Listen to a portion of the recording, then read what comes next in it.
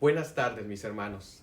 Nos alegramos muchísimo en el Señor por la bondad, la misericordia y el amor que tiene en la vida de cada uno de nosotros. Y el día de hoy queremos tener nuestro estudio bíblico de Efesios 4 del 1 al 16. Y para ello, mi hermano y mi hermana, te quiero invitar a orar. Vamos a orar todos juntos. Padre Celestial, te damos gracias. Te damos gracias, Señor nuestro, porque una vez más nos permites acercarnos a ti. Y de esta manera, Señor, aprender más y más y más acerca de tu palabra. Acerca, Señor nuestro, de tu Santo y bendito Espíritu. Y también poder comprender juntos, con toda la familia de Dios, cuán bueno y cuán misericordioso eres para con nosotros. Y en ello te damos gracias, Señor. Te rogamos, muy querido Padre, que tú guíes este estudio, que tú nos ayudes, Señor nuestro, a comprenderlo, a asimilarlo, para que forme parte de nuestro diario caminar. En Cristo nuestro Salvador te agradecemos. Amén y amén. Bien, mis hermanos, vamos a abrir nuestra Biblia en Efesios 4 del 1 al 16. Es una lectura bastante interesante la que nos corresponde el día de hoy. Y la palabra del Señor se lee en el nombre del Padre, del Hijo y del Espíritu Santo. Y dice de la siguiente manera: Por eso yo, que estoy preso por causa del Señor, les ruego que vivan de una manera digna del llamamiento que han recibido, siempre humildes y amables, pacientes, tolerantes unos con otros en amor. Esfuércense por mantener la unidad del Espíritu mediante el vínculo de la paz. Hay un solo cuerpo y un solo Espíritu, así como también fueron llamados a una sola esperanza.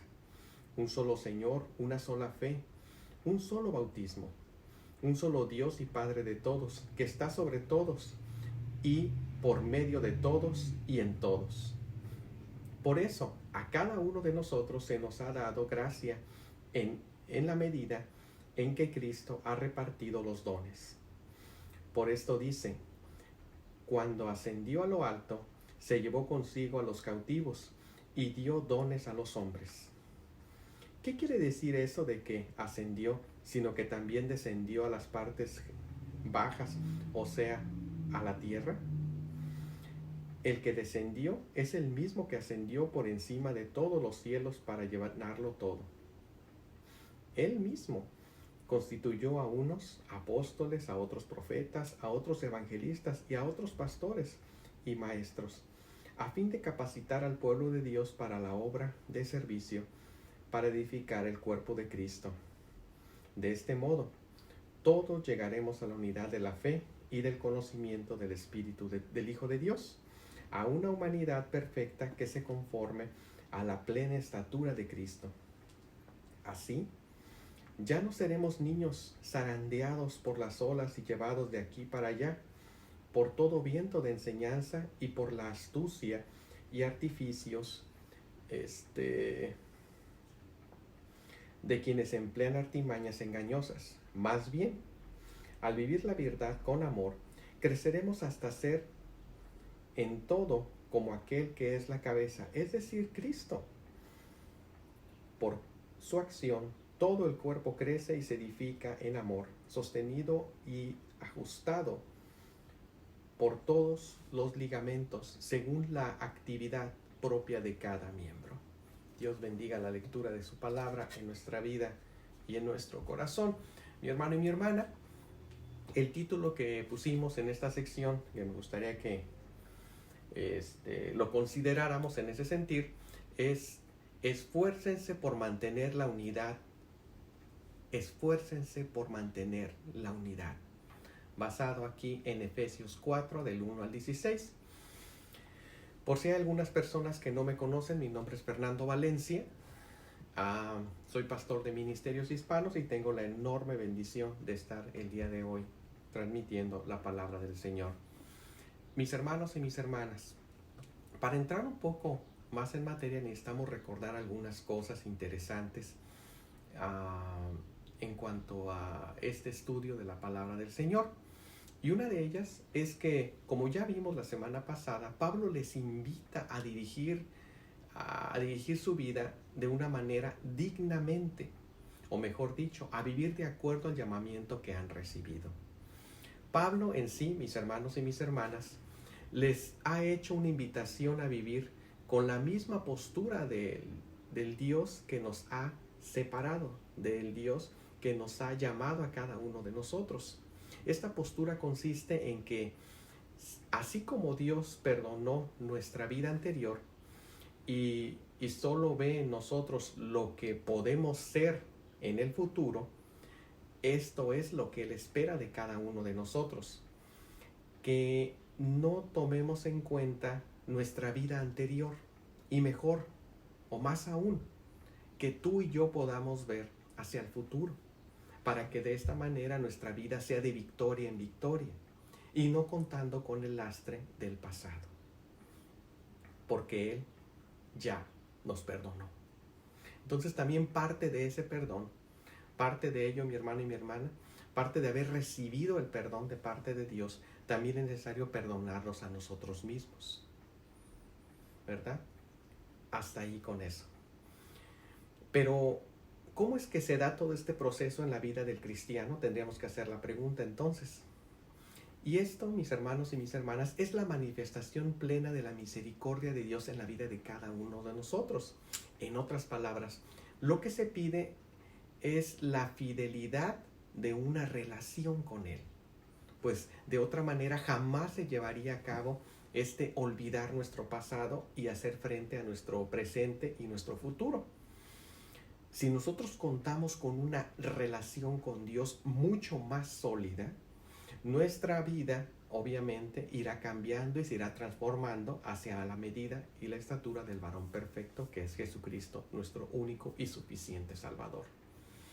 Entonces, por eso podemos decir nosotros que a la iglesia que se encontraba en Éfeso, justamente el pasaje que acabamos de leer, Pablo les hace en los capítulos anteriores un recordatorio de un plan trazado antes de la fundación del mundo, donde Dios muestra su elección, su adopción y su predestinación en cada uno de nosotros. Es decir, todo un proyecto de parte de Dios para ti y para mí. Pues muestra la elección que tuvo por ti y por mí, su adopción que nos hace a cada uno de nosotros porque Dios nos adopta, y también la predestinación, o sea, el proyecto de vida eterna que tiene para ti y para mí. Entonces, es Dios mostrando su misericordia que al mismo tiempo se convierte en una actitud de vida. Porque la actitud de vida de parte de Dios es mostrarnos a nosotros la misericordia que Él tiene hacia ti y hacia mí. En una manera es en sí verlo desde este punto de vista. Es una manera de ponerse frente a Dios y decirle gracias por cuanto ha sido en nuestra vida. Porque la verdad, Dios ha sido bueno todo el tiempo con nosotros. Es decir, mi hermano y mi hermana, ser consciente de que soy un hijo, una hija de Dios. Vuelvo a entrar más en materia. Ser consciente de quién yo soy y mantener el equilibrio, en equilibrio mi carácter, mantener en equilibrio mis acciones y mis pensamientos. Y todo esto equilibrado con Dios. Entonces, mis hermanos y mis hermanas, de esto nos trata de expresar, o nos trata de expresar la palabra de Dios el día de hoy. Para ello, esto nos lo dice en los primeros versículos. Pablo expresa que esta es la manera de vivir de cada creyente que ha entregado su vida a Dios.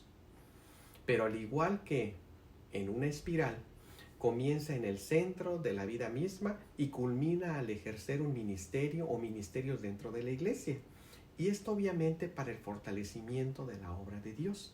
Vamos a verlo un poquito más acerca de esto, cómo es que funciona. Porque primeramente es como una espiral, comienza en el centro de la vida misma del cristiano, y la vida misma del cristiano comenzar a crecer, a desenvolverse, a hacerse más grande, más fuerte, más sólida, hasta llegar al punto de ejercer un ministerio o ministerios dentro de la iglesia. Y esto no es para vanagloria de la persona, sino es para el fortalecimiento de la obra de Dios donde Él nos vaya poniendo. Entonces, por eso Pablo nos advierte de 3 peligros que existen para aquellas personas, para todos nosotros, que en algún punto sentimos como que nos desviamos de los caminos del Señor. Y Pablo nos dice, bueno, este es el camino. Esto es lo que nosotros como iglesia necesitamos hacer. Pues una vida que no da fruto, entonces quiere decir que aún no ha nacido completamente de nuevo. Que en algún punto se ha interrumpido su relación con Dios, porque ese es el punto principal, nuestra relación con Dios. Y eso lo vamos a ir viendo un poquito más adelante. Pablo nos dice que para que nosotros podamos llegar a ese andar con Dios y ese ejercer nuestro ministerio o ministerios dentro de la iglesia, para que la iglesia se vea fortalecida a través del poder y la misericordia de Dios, Pablo nos dice que existen 3 peligros por los cuales la iglesia a veces se ve entorpecida en su función como tal. Y no estoy hablando del edificio, sino estoy hablando de las personas, porque la iglesia eres tú, soy yo, somos todos nosotros. Eso somos la iglesia. Todos nosotros formamos parte del cuerpo de Jesucristo, que es la iglesia viviente aquí en la tierra.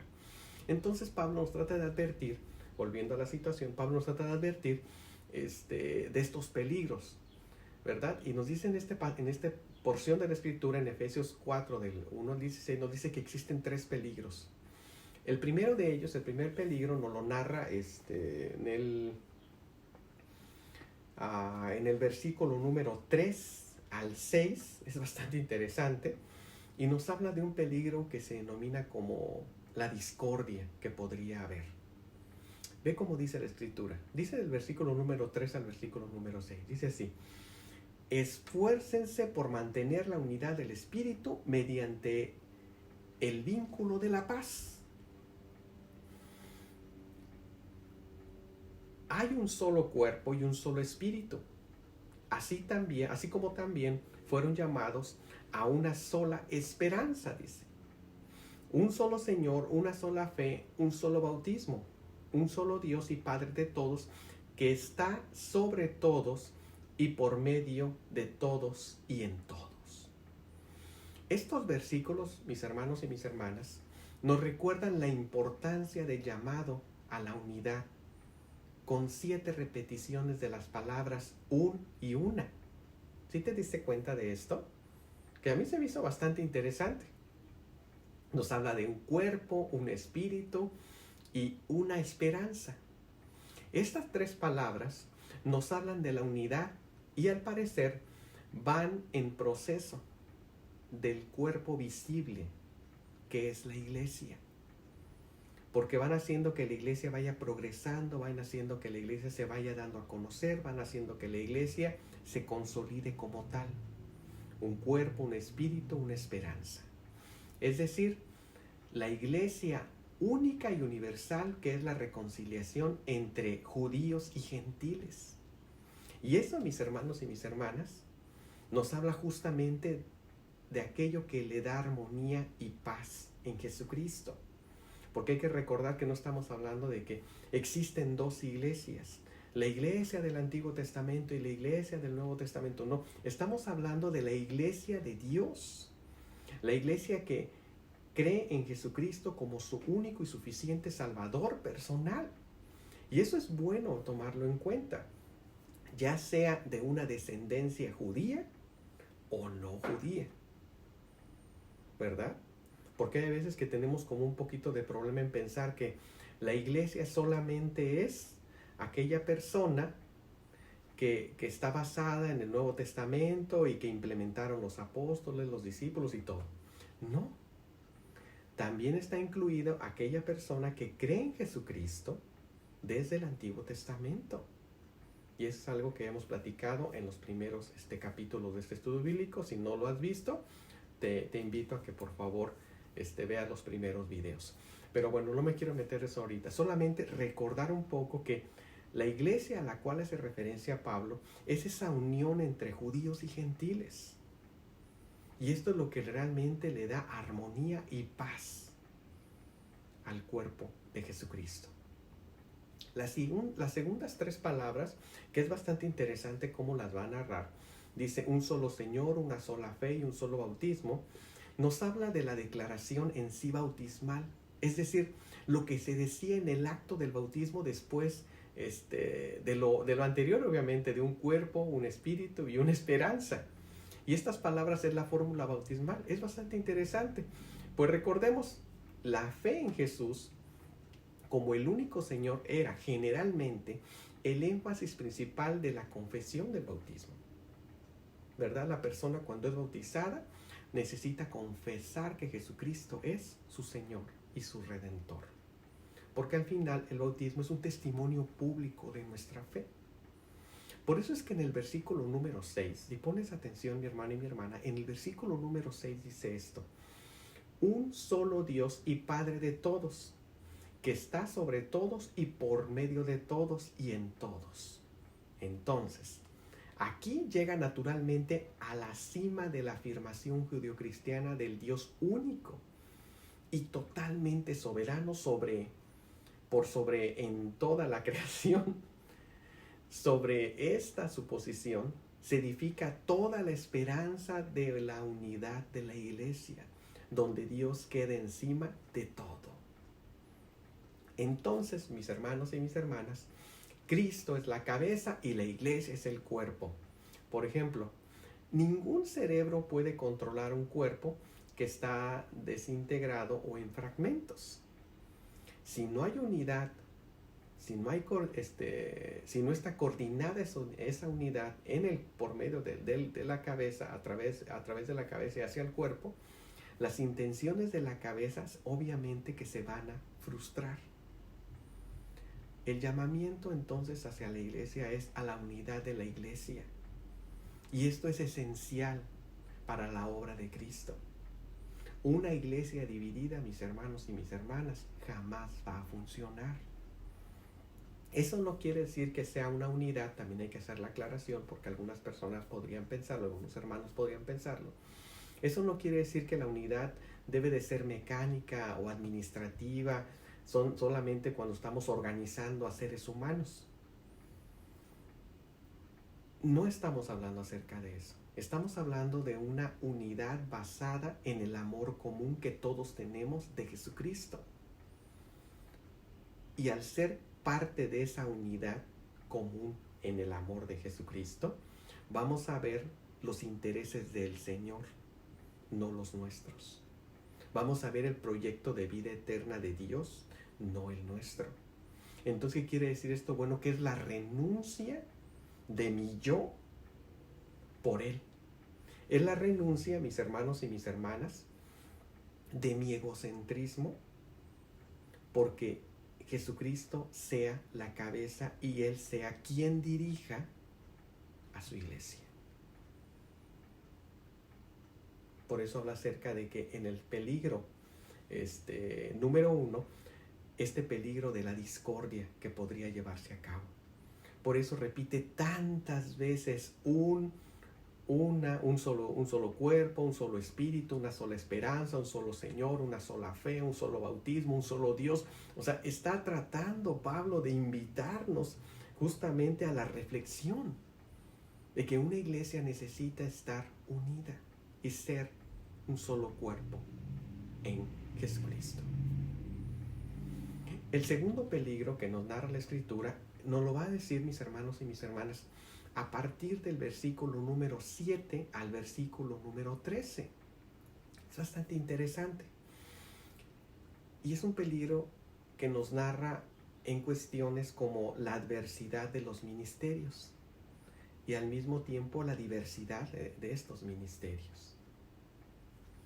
Dice la Escritura: pero cada uno de nosotros, versículo número 7, voy a leer del 7 al 13, dice: pero cada uno de nosotros se nos ha dado gracia en la medida en que Cristo ha repartido los dones. Por esto dice: cuando ascendió a lo alto, se llevó consigo a los cautivos y dio dones a los hombres. Versículo 9 dice: ¿qué quiere decir eso de que ascendió, sino que también descendió a las partes bajas, o sea, a la tierra? El que descendió es el mismo que ascendió por encima de todos los cielos para llenarlo todo. Versículo 11 dice, Él mismo constituyó a unos apóstoles, a otros profetas, a otros evangelistas y a otros pastores y maestros, a fin de capacitar al pueblo de Dios para la obra de servicio, para edificar el cuerpo de Cristo. De este modo, todos llegaremos a la unidad de la fe y del conocimiento del Hijo de Dios, a una humanidad perfecta que se conforme a la plena estatura de Cristo. Versículo 11, mis hermanos. Él mismo constituyó a unos apóstoles. Esta palabra, mis hermanos y mis hermanas, apóstoles, es una palabra bastante interesante, pues nos habla justamente de aquellos hermanos y hermanas que han sido enviados. ¿Sabías tú, mi hermano y mi hermana, que por ejemplo cuando el ángel se le apareció a María,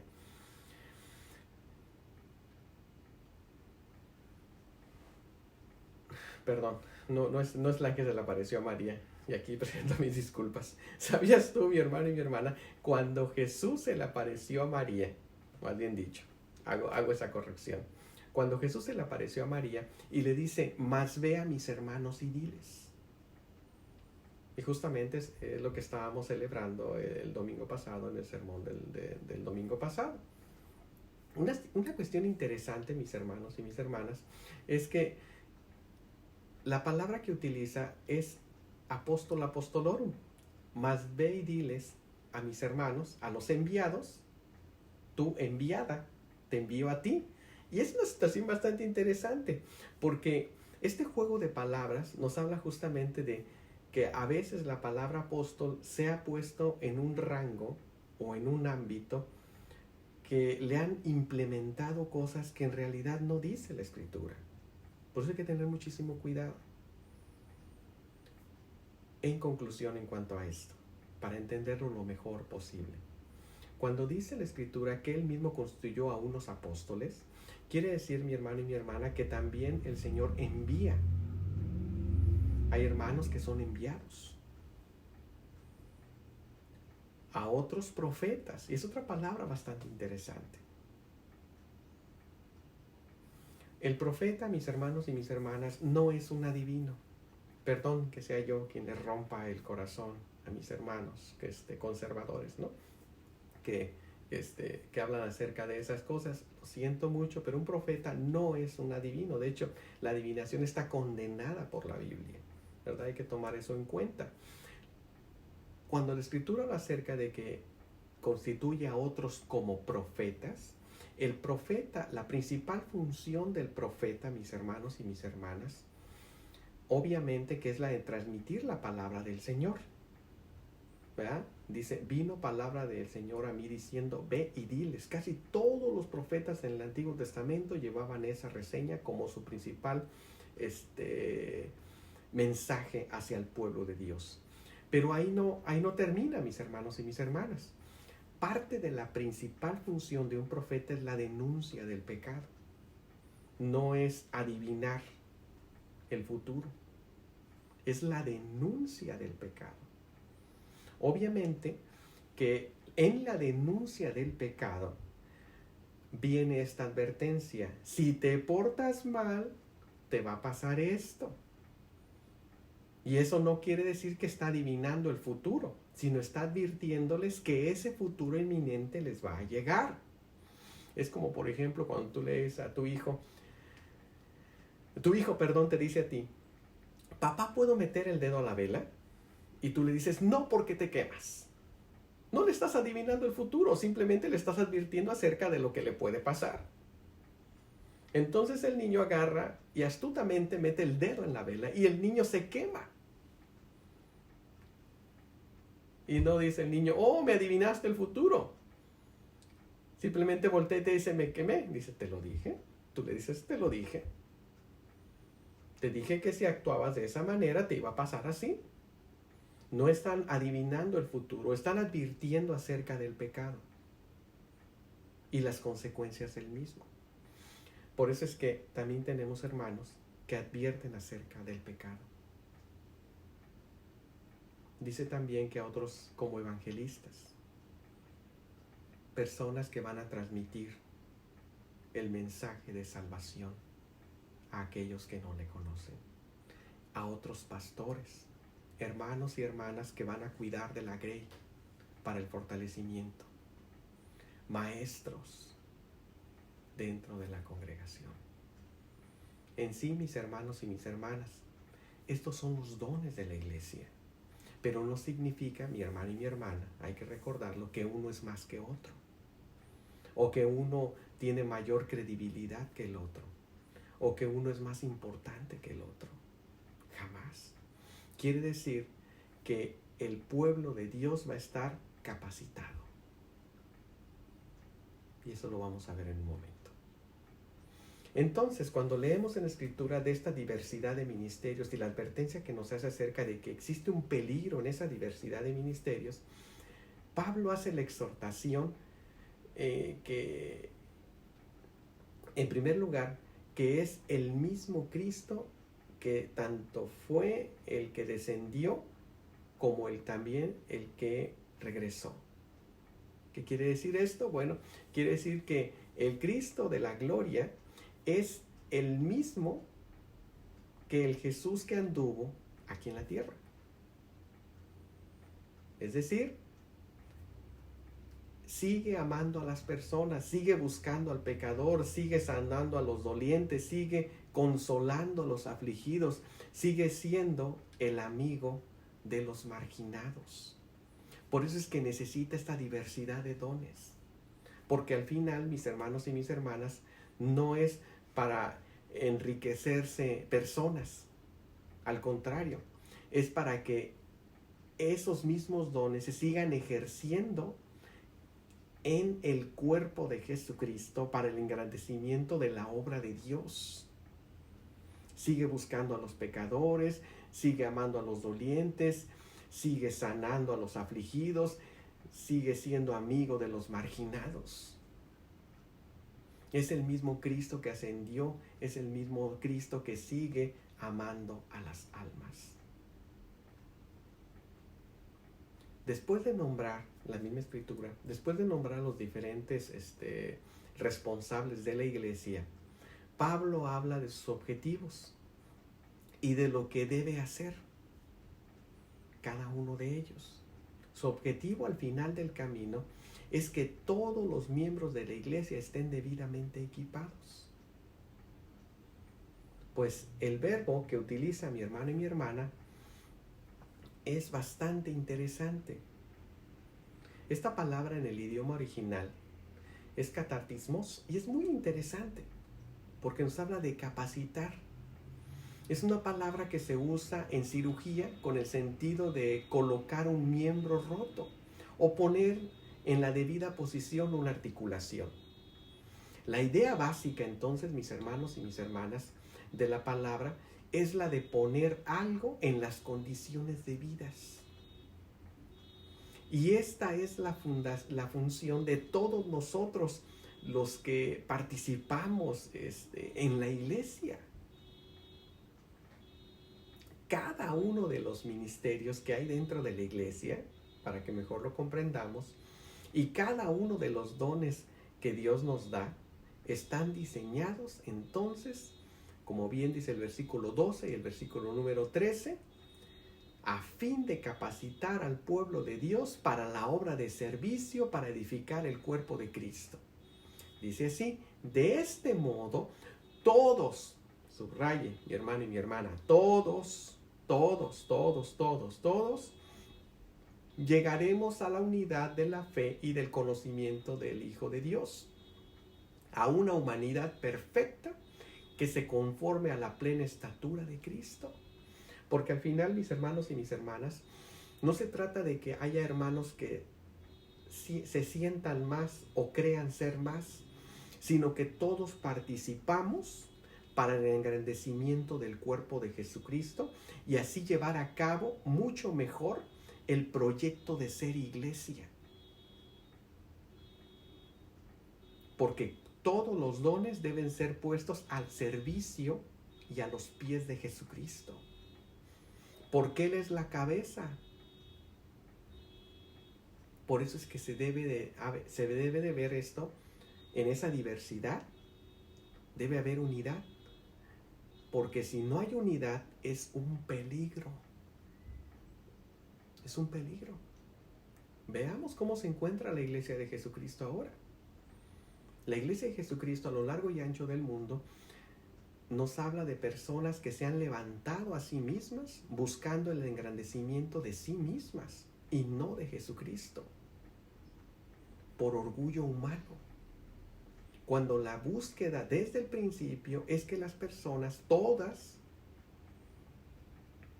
busquemos el engrandecimiento de la obra de Dios, más allá de nuestros intereses personales. El tercer peligro, mis hermanos y mis hermanas, que nos narra la Escritura, es bastante interesante. Esto ya va a ser en el versículo número 14 al versículo número 16. Y nos habla de las doctrinas erróneas. Dice así, versículo 14 al 16. Así, ya no seremos niños zarandeados por las olas y llevados de aquí para allá, por todo viento de enseñanza y por la astucia y los artificios de quienes emplean artimañas engañosas. Más bien, al vivir la verdad con amor, creceremos hasta ser en todo como aquel que es la cabeza, es decir, Cristo. Por su acción todo el cuerpo crece y se edifica en amor, sostenido y ajustado por todos los ligamentos, según la actividad propia de cada miembro. Mis hermanos y mis hermanas, en todas las iglesias hay algunos miembros de los cuales nos debemos proteger. Hay algunos que son obviamente difíciles de tratar, pero también hay otros, mis hermanos y mis hermanas, a los cuales hay que cuidar. Pues, y siendo honestos, hay algunos que son como niños, dominados por el deseo de novedades y a la merced de la última moda en la religión. Y esta es la lección que nos ha dado la historia, mis hermanos y mis hermanas. Es que las modas populares en materia de religión vienen y van. Lo que ahora es novedoso, mañana ya no lo va a ser. Lo que en algún momento fue una explosión dentro de las iglesias, ahora no queda ni el recuerdo de lo que fue. ¿Sabes lo único que va a permanecer, mi hermano y mi hermana, dentro de la iglesia? O lo único que debería de permanecer al paso del tiempo, al paso de los siglos, es la palabra de Dios. Es lo único que debe de permanecer como el núcleo duro que no se debe de mover. Esta es la base inamovible y es la palabra de Dios. Es decir, el alimento sólido, para mis hermanos que les gusta pensar más fuerte, el alimento sólido de la religión siempre se ha de encontrar en la Biblia. El mejor alimento sólido que nosotros podamos tener siempre debe ser encontrado en la Biblia, no en ningún otro lugar. También es pertinente decir que en todas las iglesias hay algunas personas que hay que cuidarse, hay que cuidarlas, hay que estar al pendiente de ellas.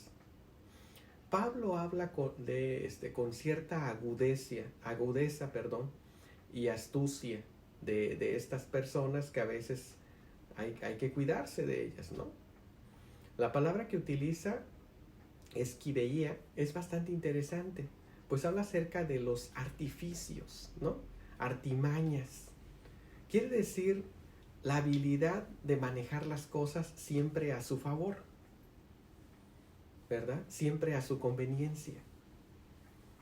siempre hay algunos que tratan de apartar obviamente a otros, obviamente con argumentos engañosos. Por eso también es un peligro.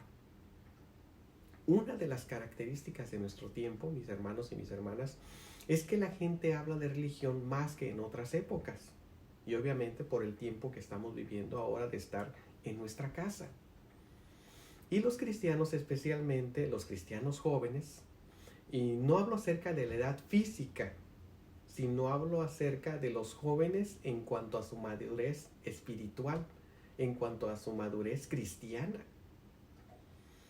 Tienen que enfrentarse, mis hermanos y mis hermanas, a menudo con los argumentos de los que están en contra de la unidad de la iglesia y obviamente en contra de Dios. Pero solamente hay una manera de evitar que nos hagan perder el equilibrio con la última moda religiosa y que nos seduzcan con los argumentos exóticos de los que se quieren pasar de listos. Y pongo listos entre comillas. Y la única manera, mis hermanos y mis hermanas, de hacer frente a estas personas es creciendo constantemente en Cristo, ¿verdad?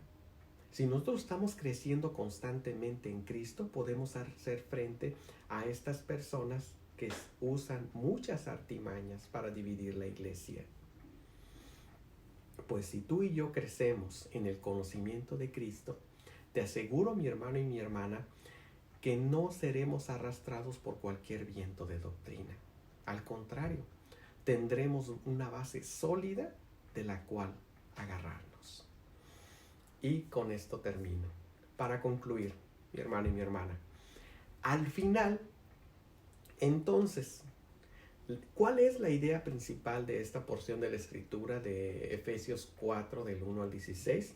Bueno, la idea principal que nos transmite Pablo en esta porción de la Escritura nos dice que un cuerpo que es sano y activo lo es solamente cuando todos sus miembros están debidamente coordinados.